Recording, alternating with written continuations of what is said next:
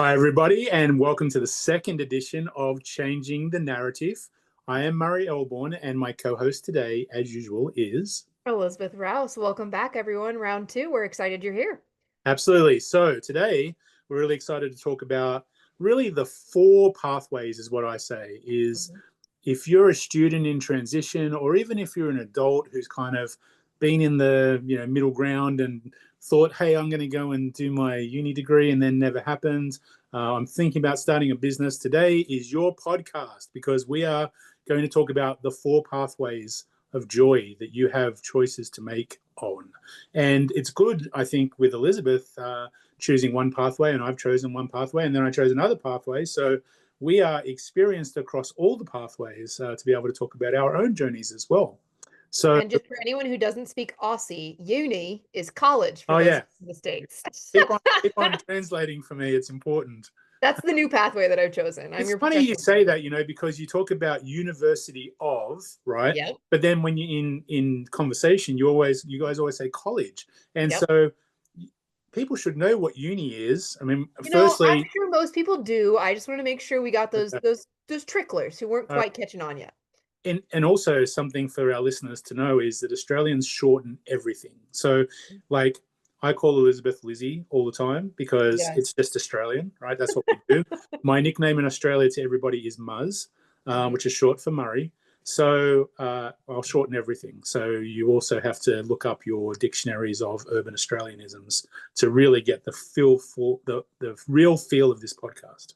Absolutely. Yeah, or Elizabeth can translate continuously, which is awesome. Both. All of the above. See. Yes. All right, Elizabeth. So why don't you kick us off and tell us about when you were leaving high school Mhm. and deciding what you wanted to do, um, the choice that you made out of the four, and what were the choices that you considered? So just to start off straight away, the four choices that we'll talk about today are starting your own business, entering the workforce and being an employee for somebody else, getting additional skills and acquisitions of it could be certificates, could be training, could be life skills, orientation, mobility, whatever that is. Or you could go into a college slash university and do a degree. So they're really the four pathways that we're going to talk about today. So Lizzie, Yes. tell So us what your journey was. I took mine in reverse order. Number one is the only one I actually haven't done yet. So there's not like a chronological path that everyone needs to or can follow. This is just mine. I always like to say I don't speak for the brand or the company, right? This is just my walk, my journey. I love school. I have always loved school. Spoiler alert, I'm a huge nerd. Um, and so I decided right out of high school, I knew that college was my next step.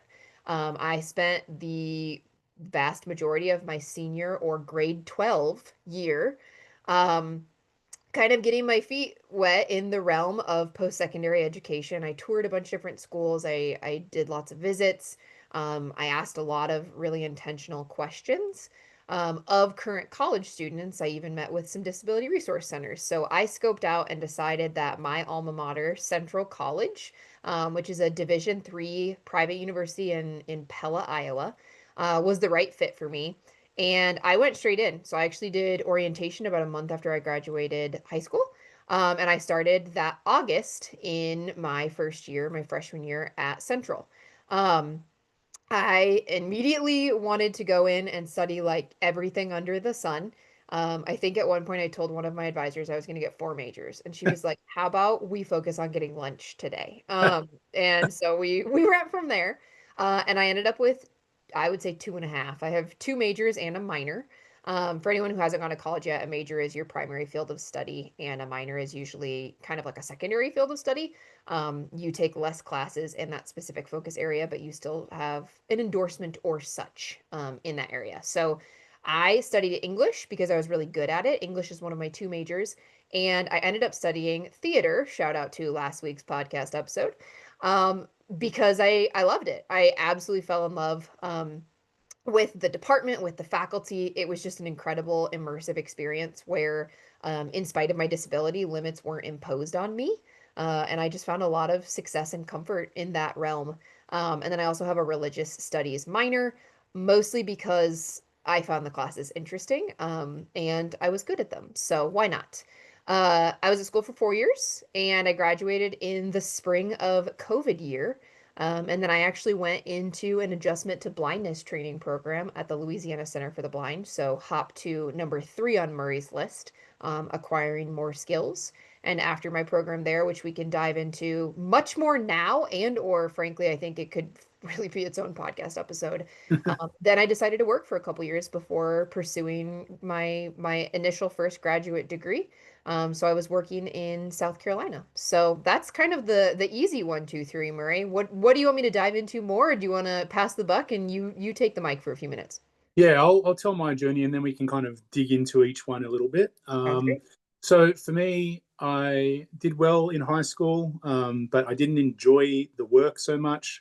Hmm. So I graduated and had a really good grade point average, and I was just done with study at that time and really wanted to get into the workforce and gain some practical experience.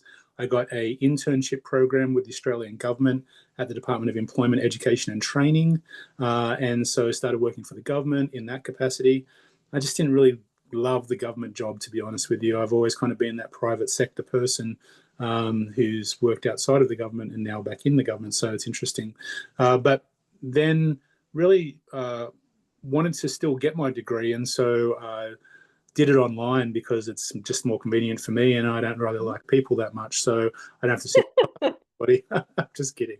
But it was great for me with the time, being able to work and then being able to get my degree. So I got my Bachelor of Arts in Marketing and Business from an online university, and that was a great experience. And then I really wanted to, go into corporate. And so when I moved from Australia to here in 2001, I was a call center manager, and that was really what I'd done, is call center management, and just started off as a customer service rep and worked my way up to management, and then started managing call centers. And so out of school until I was about 30, I was a call center manager. And so then when I came here, I still did some of that, but then went down in 2005 and interviewed with Konica Minolta, who you might know for printers and copiers and cameras and things. And I became their national business manager. I had to interview with 7 people, heads of departments, and got the job, and really had to learn a lot about corporate management in a short time frame. But it was challenging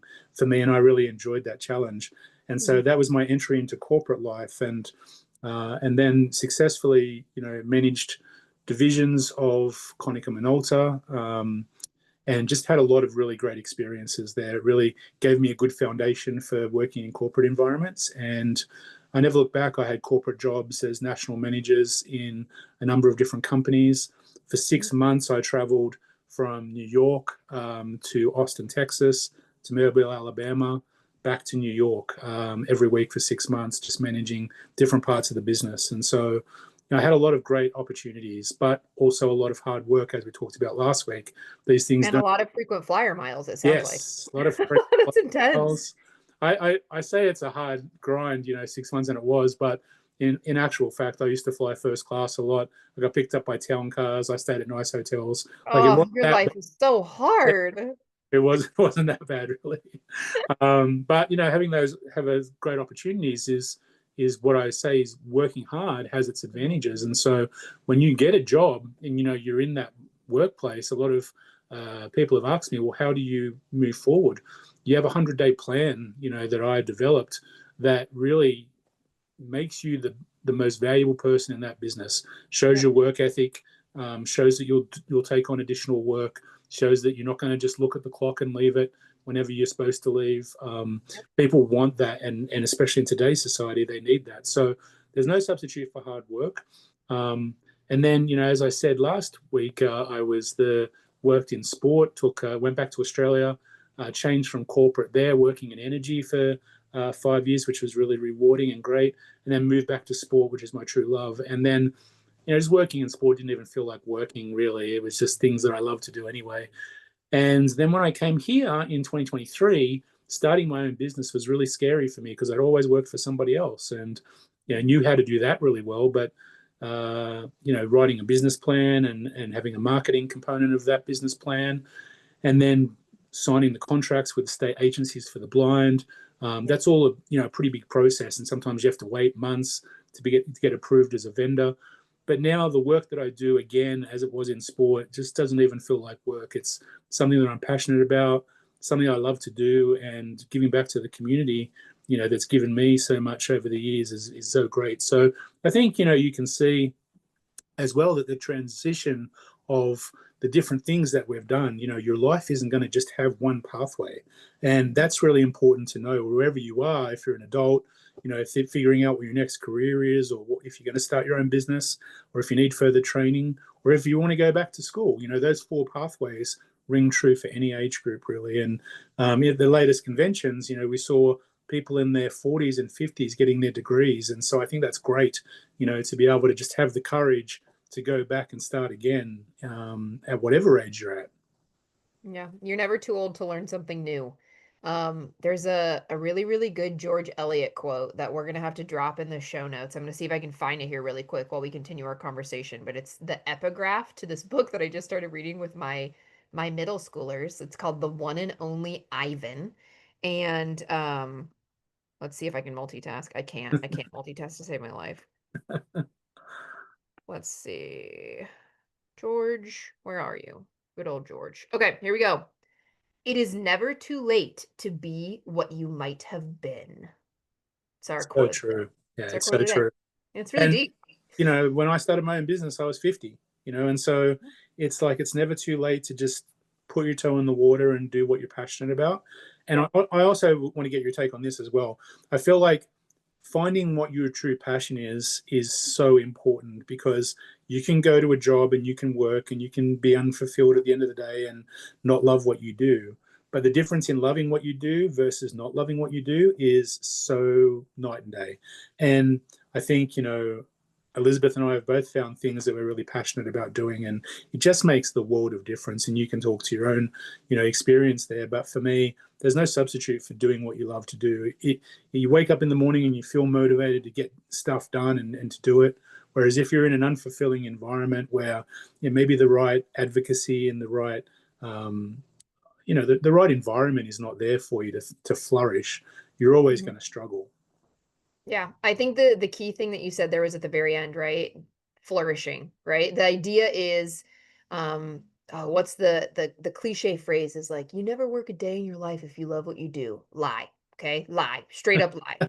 I think work is work, but how you feel while you complete work is within your hands in a lot of situations, right? That's moldable, that's malleable. You can take and make a situation better, or your attitude can make a situation worse. If there's something that changes at your job and you find yourself really dissatisfied with a piece or a part, right? I don't care if it's they moved the fridge in the break room 15 feet further away and now your rhythm's off, whatever it is, it can be really challenging to adjust and to pivot and be that flexible individual. So I think Murray's absolutely right in that you have to find your passions, and it's also okay to accept the reality that your passions can look different at different stages of your life, right? You can get burnt out on your passions, and that doesn't mean they're going to stay burnt out forever. It's an ebb and flow. It changes with the tides.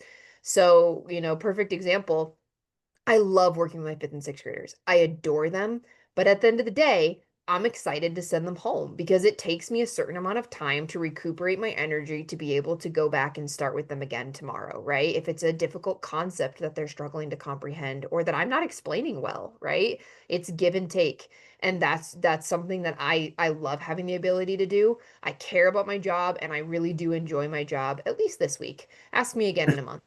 But like I'm also okay to put my job down at the end of the day and pick it back up tomorrow. And I think that finding the balance between what you're passionate about and also those boundaries, right, between work and life is really important. And sometimes that takes time, which reiterates, the again emphasized point of what I want to do at 27 is not what I'm going to want to do at 37, which might not be what I want to do at 47, and that's okay. Life is full of opportunities to grow and shift and move and change, and I think that's a beautiful part of the way that we get to exist. And I think like that's another discussion point, right? Is that change is scary for a lot of people, and especially for people with blindness and low vision, who Yep. maybe have been pushed into a corner. And and mold it. Okay, you do this, right? And so that's what Yep. we expect you to do. But that's not true. Yep. Change is an opportunity. And I can tell you that, I've left jobs and thought, oh, what am I going to do next? I moved from Australia to America, or I moved America to Australia. What am I going to do next? And it's stressful, but it's also an opportunity. It's an opportunity for you to be able to do what you actually want to do and not be afraid to do it. And I think not enough people in our community see that when there are changes, and so I think that's a message for us to reinforce is we've both been through a lot of changes that are unexpected and where we don't know what we're going to do next necessarily, but the opportunity is there for you to make that choice and for you to do something that you do want to do and that you are passionate about. So never be afraid at that obstacle and that change, that it can be something really good for you, not necessarily bad. Yep, those transitional times are also your perfect windows of opportunity to grow in your skill sets, right? If you don't know what the next step is, don't be afraid to poke your finger into a couple different pies and see what flavor tastes best, right? That's my next weird phrase of the day. Yeah, Um, particularly like blackberry, if we're talking yeah, you could stick your pie finger in flavor. blackberry pie. Yeah, I'm over here pumpkin. Like I yeah, don't do the pumpkin spice lattes, but like it's fall, I'm ready. yeah. I'm so See, ready. I don't get pumpkin at all for anything. Like, yeah, It's okay. I just More for don't, me. I just don't get it. But Yeah, that's more an for me, less for you. Americanism. That's Yeah. fine.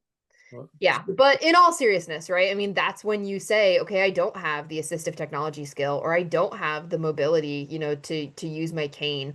That's when you say, okay, where do I get those skills? How do I get that? That's when you tap into your networks, right? Wink, wink, nudge, nudge, this podcast team, and you yep. say, Murray, give me some guidance. What do I do? How do I approach this next step? You guys can always drop comments, ask questions. We love to see those curiosities and we want to help you find those answers.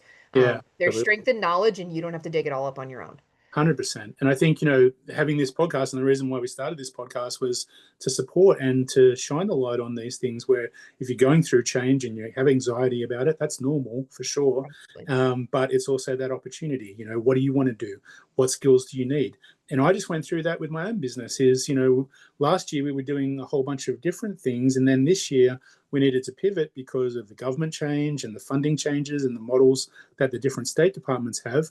And Yep. so I needed to learn AI. And that's intimidating, right? Because, yeah, I used Google or ChatGPT to ask what the weather is today, but it's a whole different story.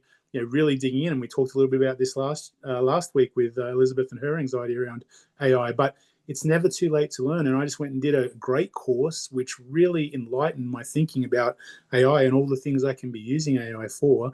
And so now I'm super passionate to be able to teach that to other people with blindness and low vision. And that's just one example. There's many examples of things that we've done and challenges and transitions that we've been through.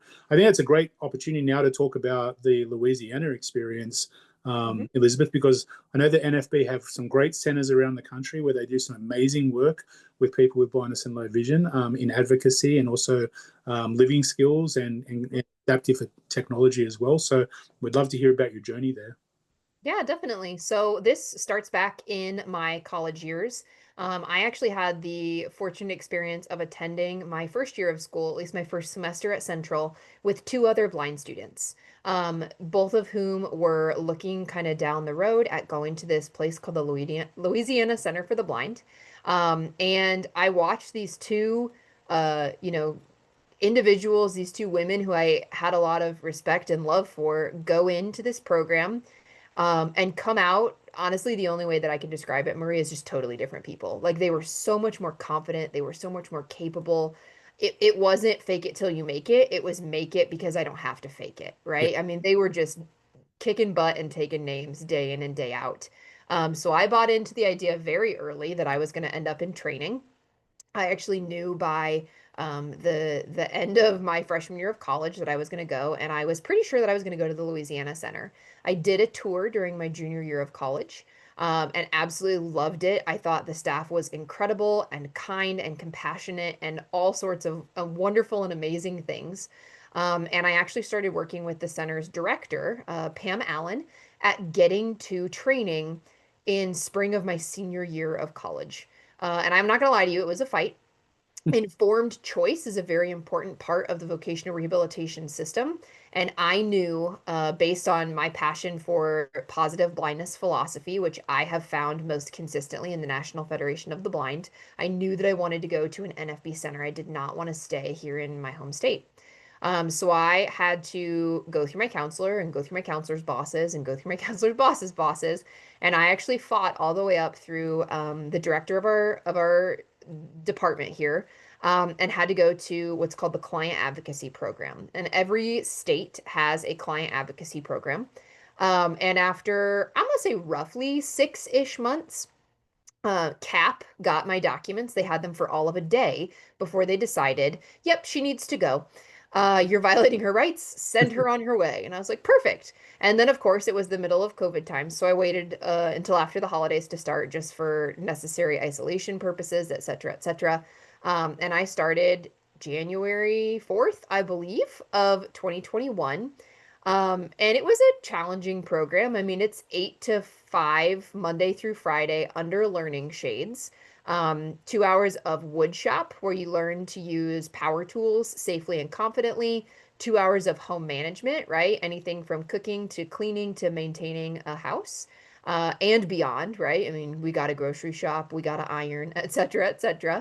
Um, we'd have about an hour lunch break, and then I actually had 2 hours of cane travel, and an hour of assistive technology training and an hour of Braille.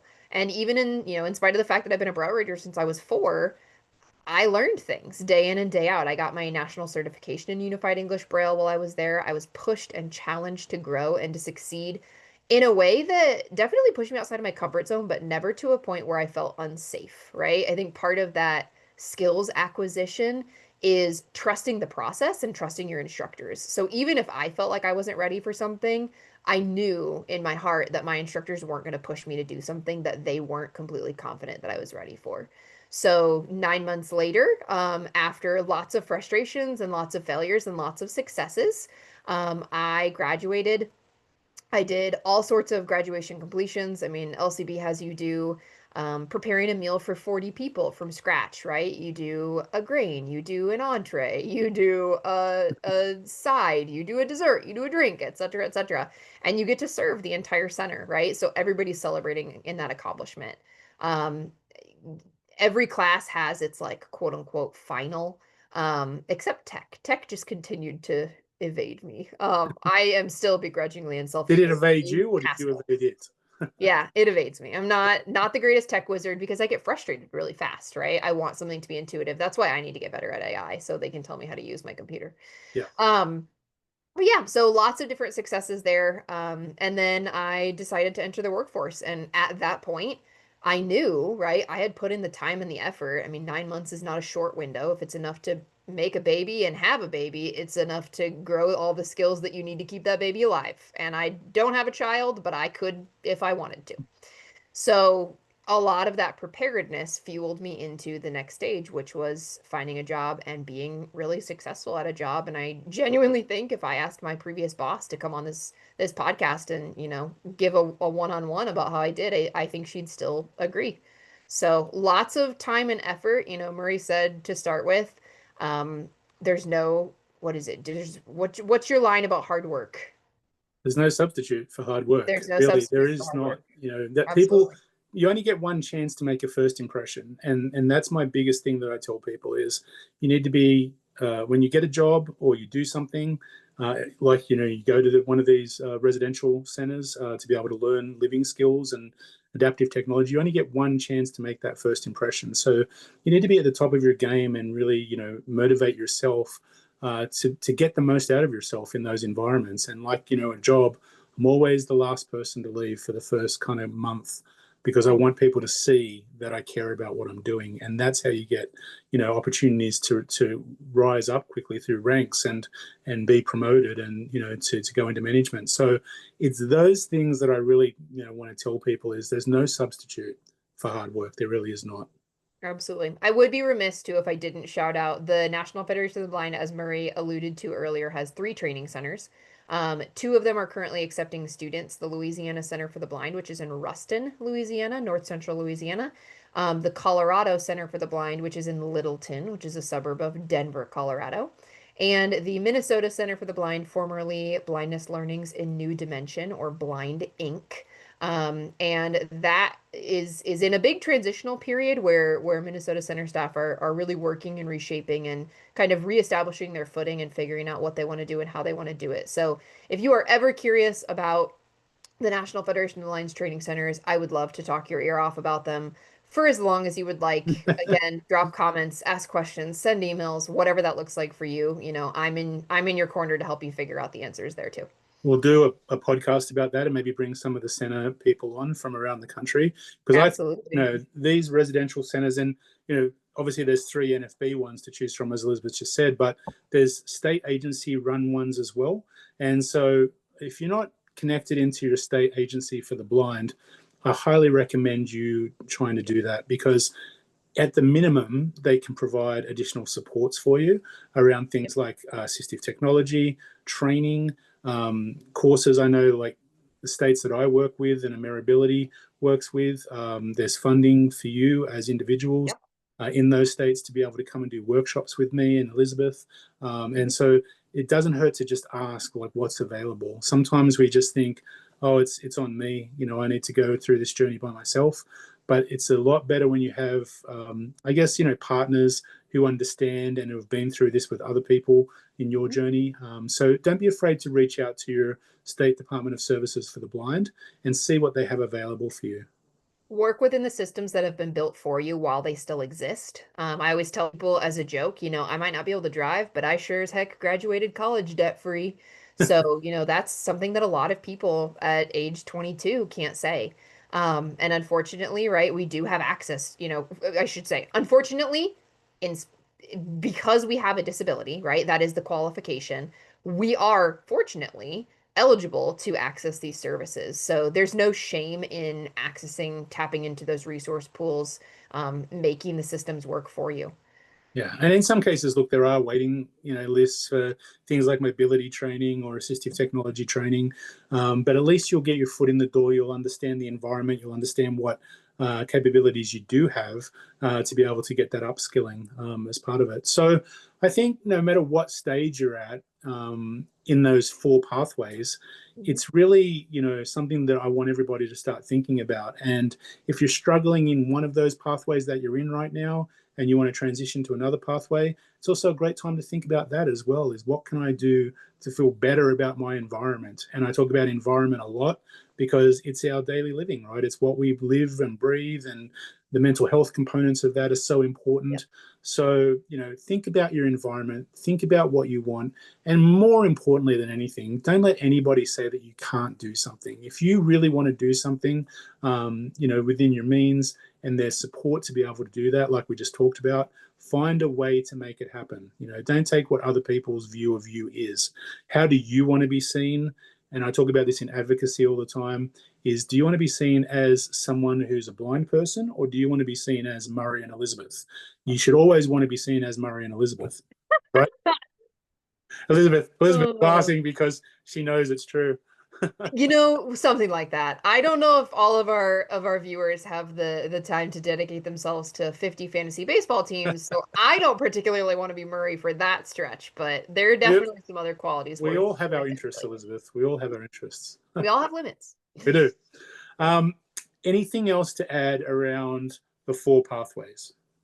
I don't think so. I think that the biggest thing here is just don't see the limit, see the opportunity, right? I mean, whether you want to be in one versus four versus three, there's options out there that exist for you, and don't be afraid to explore them.